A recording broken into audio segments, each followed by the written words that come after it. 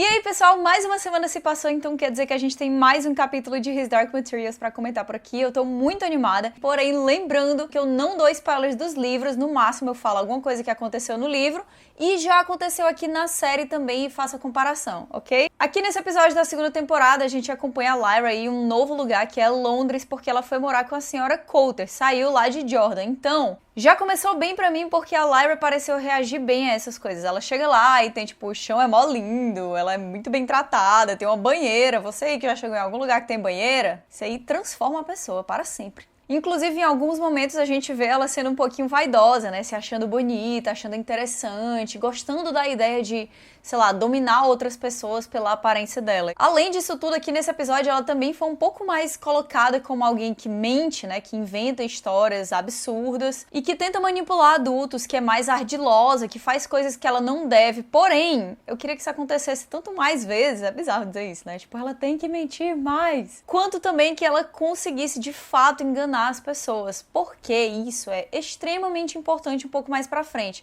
E se eles forem colocar isso só depois, talvez pareça um pouquinho apressado, talvez não funcione tão legal, e isso é uma coisa que me preocupa. Eles têm que se apressar um pouquinho aí no desenvolvimento da própria Lyra. Mrs. Coulter, I've been thinking about Roger, and I think I should help you with the search. Like you said in Jordan, child's eyes, useful. Por outro lado, tivemos Pantalaimon brilhando nesse episódio, achei ele muito legal aqui, ele fala várias coisas legais e cada vez mais ele tá se colocando como um complemento da Lyra e ao mesmo tempo como o contrário dela, que é exatamente como a nossa mente funciona, né? A gente tem ali ego e alter ego brigando constantemente e eu tô amando Pantalaimon aparecendo cada vez mais. It's locked. Like everything in this apartment. And what does that tell you? Doesn't matter what it tells me, Pan. When did a locked door stop us? E antes de comentar aqui quem foi a real estrela desse episódio inteiro, eu quero falar um pouco sobre os gípsios, que apareceram novamente. Fica até um pouco difícil a gente comentar assim sobre as coisas dos gípsios, porque pra mim cada vez mais está sendo sentido a coisa deles não terem tido uma interação sequer com a Lyra, porque isso deixa todo o núcleo deles com uma cara de muito desinteressante, de completamente irrelevante às vezes. Também não ajuda tanto que os personagens continuam com muito pouco carisma. O Lord Fa, que é um personagem do qual eu espero muito, ele não conseguiu ainda se vender tanto pra mim e eu continuo não achando a caracterização dele tão boa assim. A Macosta tá legal, ela tá conseguindo entregar a atenção de ter perdido o filho dela, mas eu não sei se ela também tá convencendo a audiência em si de que ela é uma personagem interessante. E uma das coisas que também me preocupa e que eu achava que ia ser melhorada, mas não foi ainda nesse episódio, é o próprio Father Coram. Pra mim é um problema muito grande que o ator que tá interpretando ele seja muito forte, muito imponente. Ele chega assim, dá um medo, sabe? Ele parece uma pessoa que vai resolver as coisas. E o Father Coram, o personagem, ele é pra ser frágil, franzino, ele tem dificuldade de movimento, ele já tá bem velhinho.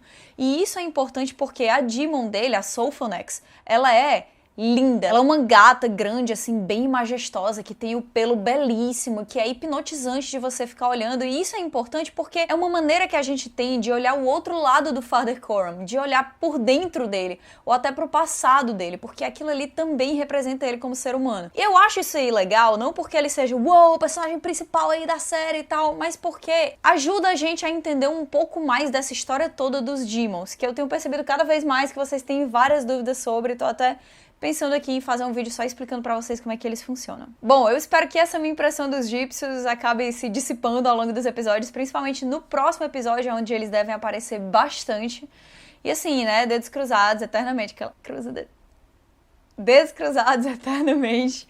Vamos ver aí e esperar o melhor. Mas agora chegamos no que importa, porque vamos falar aqui de quem carregou esse episódio nas costas, que foi a Ruth Wilson interpretando a senhora Coulter. Eu continuo achando que ela não tá entregando tão bem aquele lado encantador e simpático e doce, que deveria também estar ali, mas com certeza ela tá compensando no resto. Ela tá vendendo essa parte que deveria ser do encanto como postura, como comportamento intimidador, como severidade, até como sensualidade, assim mesmo, né? Porque tem uma parte aqui que tem um joguinho ali de sedução dela com outro personagem que ficou bem legal. Essa atriz, ela é muito boa em atuar com o rosto. Em vários momentos a gente vê que ela tá tentando esconder um sentimento e tentando parecer legal, mas ainda tem um traço daquilo ali dentro dela, que se a gente observar bem, tá por lá e que deixa cada vez melhor as cenas em que o Demon dela demonstra esses sentimentos que ela tá tentando esconder. A relação deles dois é extremamente interessante, é uma coisa que eu quero com certeza comentar mais aqui pra frente. E por mais que em várias cenas ela seja meio vilanesca, ela seja dura demais, ela dê medo, quando em outros momentos ela tá se emocionando, a gente também consegue acreditar nisso. Eu com certeza tô ficando bem mais feliz com esse casting da Sra. Coulter. A minha opinião desse episódio aqui no final das contas é que ele foi bem mais interessante pro público geral do que o primeiro. Ele teve um ritmo mais corrido, ele teve essa dinâmica muito boa entre a Ruth Wilson e a Daphne King. E dá pra ver por aqui que eles não vão economizar coisa, eles não vão esperar passar vários meses até chegar a próxima temporada pra colocar coisas aqui que são fortes e que vão convencer as pessoas a continuar assistindo essa série. Eles querem que ela seja assunto agora e que ela convença agora você a continuar. E chegou o momento de falar de spoilers, tá? Se você ainda não assistiu o episódio, essa é a sua hora de se retirar em 3, 2, 1. Tá, é o seguinte, eu tô mó empolgada aqui pra falar dos spoilers desse episódio. Vamos começar pelo spoiler mais leve e aí depois eu vou chegando pros mais pesados, porque pra dar aquela tensão, né? E também pra manter vocês aqui até o final do vídeo, porque vocês são minhas presas. Não, brincadeira, gente. Se quiser sair, tá tudo bem. Completando aqui a minha opinião sobre a Sra. Coulter, tem algumas coisas que só podem ser comentadas de fato, entregando um pouquinho do episódio. As técnicas de manipulação dela em relação a Lyra, na minha opinião, estão sendo muito bem colocadas. Ela fica naquele estica e puxa, ela elogia, diz que a Lyra pode ser extraordinária, depois ela diz que ela precisa mudar isso e aquilo, e que ela precisa se adequar a um tipo de pessoa, a um tipo de vestimento, a um tipo de comportamento para conseguir alcançar esse potencial extraordinário dela. Have you ever considered doing something different with your hair? I like my hair. No, I don't think it accentuates your face. I think you can be extraordinary. But being extraordinary takes application. No one's ever said I could be extraordinary before. Depois ela é dura com ela novamente, depois ela alisa de novo, faz carinho e depois a gente vê até uma cena muito forte dela abusando fisicamente da Lyra de um jeito que só funciona aqui nesse universo, né? O Demon dela acaba atacando o Pantalaimon e é uma cena angustiante que eu não consigo olhar assim diretamente, sinceramente, eu fico com o olho cheio d'água. Eu fico muito mal de ver ele sofrendo, gente, vocês não estão entendendo não. E que chega em um momento que ela tentou de todas as maneiras, antes do abuso físico em si, dominar a Lyra, deixar ela dentro do lugar que ela espera. E aí tem toda aquela explosão de emoções, o rosto dela, ela entrega muita coisa. Nossa senhora, Ruth Wilson está incrível. E ela também tem dois momentos aqui bem interessantes. O primeiro é quando elas estão conversando sobre a altura do prédio, né? E ela diz, olha, eu nunca consegui gostar muito de altura porque eu nunca consigo escapar da eventual vontade de me jogar lá de cima. Bem pesado. E também, como eu já disse, o momento que ela tá tentando ali seduzir o padre, né? Que ela chega e diz assim, eu posso oferecer um chá pra você? Aí ele fica tipo, não, moço, que é isso? Nem chá eu tomo, não sei nem o que é chá. Aí ela, ai não, claro, desculpa e tal, aqui tá uma água. Aí ele, não, eu tô bem e tal, vim aqui conversar de assuntos oficiais. Aí ela, tá certo. Técnicas Dona Florinda de sedução, né? Vamos entrar pra tomar uma xícara de café. Não seria muito incômodo? Aqui a gente também é introduzido a noção de que é dolorosa a separação de um humano do seu Demon.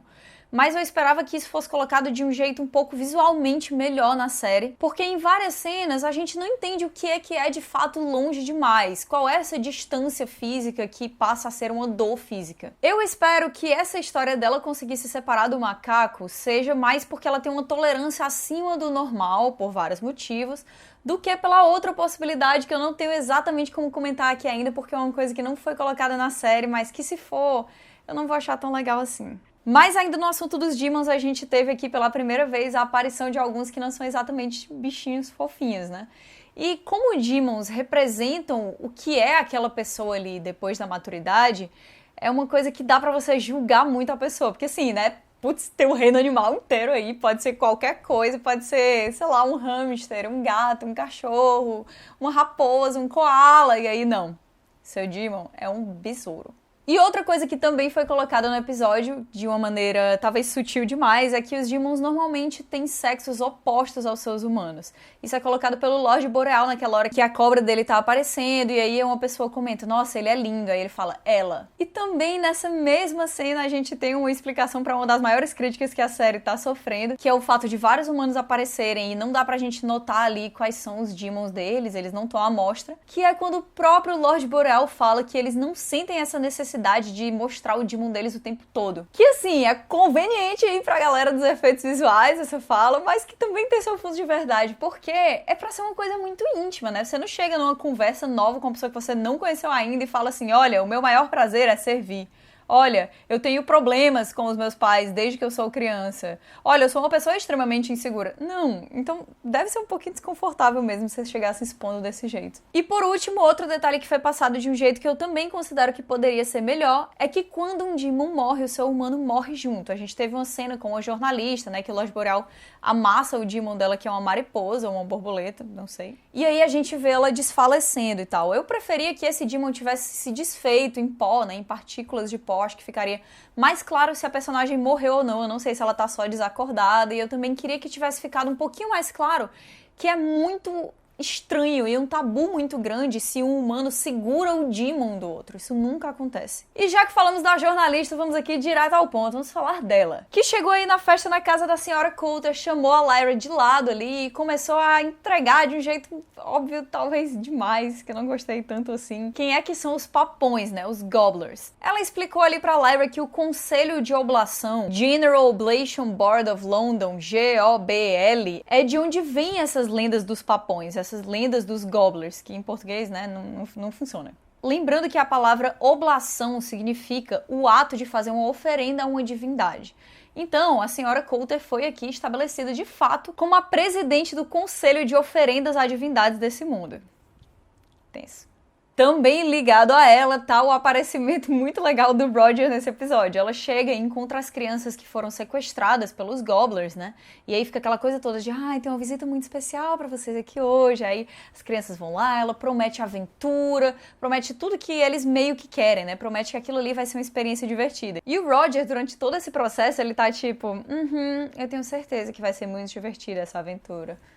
Tá certo, tô acreditando aqui que vai ser legal. E aí tem toda aquela história de escrever as cartas pros entes queridos deles, pra não haver preocupação que eles estão indo nessa aventura. E o Roger escreve lá assim, olha, você nem imagina quem é que tá levando a gente nessa aventura aqui. Mal sabe ele, né, que as cartas vão ser queimadas logo depois. Mas eu tô gostando disso aí, dele não comprar essa história de aventura, não. Em relação a essa viagem e a essas crianças, a gente também tem a Lyra descobrindo um pouco mais sobre esse conselho de oblação.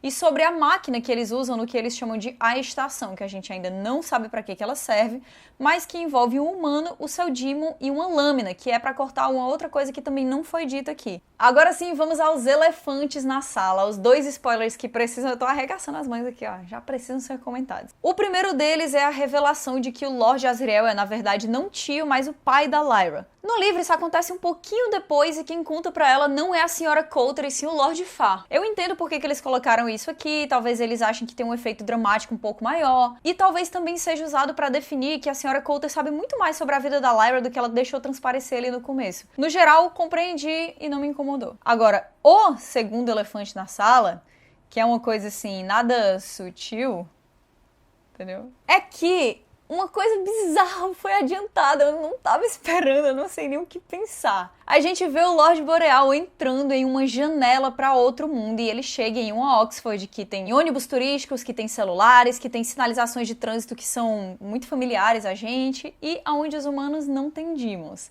Que obviamente é a Oxford do nosso mundo. Ele chega ali pra comentar outra coisa grande, né, pra procurar o Grumman, que é um personagem que foi falado ali no primeiro episódio por cima. É inteligente colocar de novo esse nome como uma coisa que você deve lembrar, como uma coisa que você deve se importar, porque mais pra frente esse personagem vai ser importante. Então assim, ponto pra série. Agora, sobre esse negócio da janela em si, eu não sei. Eu não sei se foi a melhor ideia, eu não sei se deveria ser agora, eu tô muito confuso com essa história toda, porque isso é algo que só é revelado no segundo livro, na Faca Sutil, esse que tá aqui atrás, ó. E eu acho que essa decisão, ela tem pontos positivos, mas também tem pontos negativos. Eu acho que esse choque, ele é sentido muito mais quando você tá há muito tempo naquele mundo que tem ursos de armadura que falam e vivem no norte, que tem bruxas, que os humanos têm demons, que tem artefatos mágicos e tal, e você tá completamente fora da sua realidade de fato. E aí, quando tem essa quebra, você sente muito mais. Eu acho que a gente não sentiu muito essa quebra de padrão justamente porque o padrão em si não levou tanto tempo sendo estabelecido. Porém, no episódio passado eu comentei com vocês que achava que essa série talvez não estivesse andando rápido o suficiente para algumas pessoas, que precisava de um grande boom aí, que eu não sabia se os produtores de fato iam escolher dar.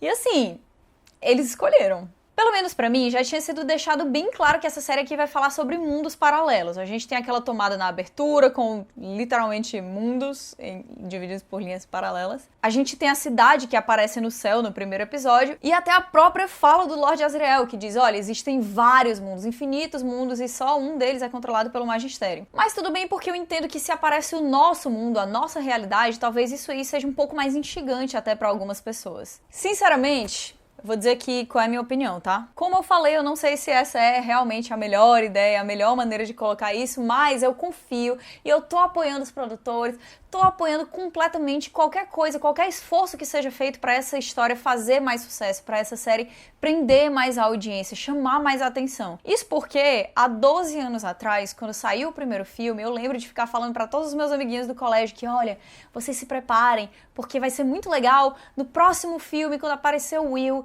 e aparecerem várias outras coisas que vocês ainda não conhecem, vai ser muito interessante, tem várias surpresas. E aí, nada disso aconteceu, eu tenho essa memória frustrada da minha infância. E não é agora que eu vou começar a dizer assim, não, não é legal não, isso aqui tá totalmente diferente do livro. Eu não quero ser a fã chata do livro, não quero. Eu quero apoiar essa série. E só tem uma coisa que eu tô pedindo desde o começo dos meus vídeos sobre His Dark Materials, que é, tenham coragem. Se eu peço tanto assim que eles tenham coragem para adaptar as partes dessa história que são controversas, eu não posso exatamente apontar o dedo e condenar que eles também tenham coragem de fazer pequenas mudanças que eles acham que vão ajudar. Então, ó, tô aqui, parabéns, não sei se foi a melhor ideia, não sei, não tenho certeza, mas eu confio. Eu quero confiar, eu quero acreditar. E o que é que vocês acharam desse segundo episódio? Alguém que não estava gostando tanto assim do ritmo do primeiro ficou mais animado no segundo? Coloca aqui nos comentários e lembrem-se que daqui a pouco a gente vai conhecer Lee Scoresby, a gente vai conhecer Yorick Burnison, essa série só vai melhorar e eu realmente vou ficar vindo aqui comentando com vocês os episódios semana a semana, então a gente se vê daqui a pouco.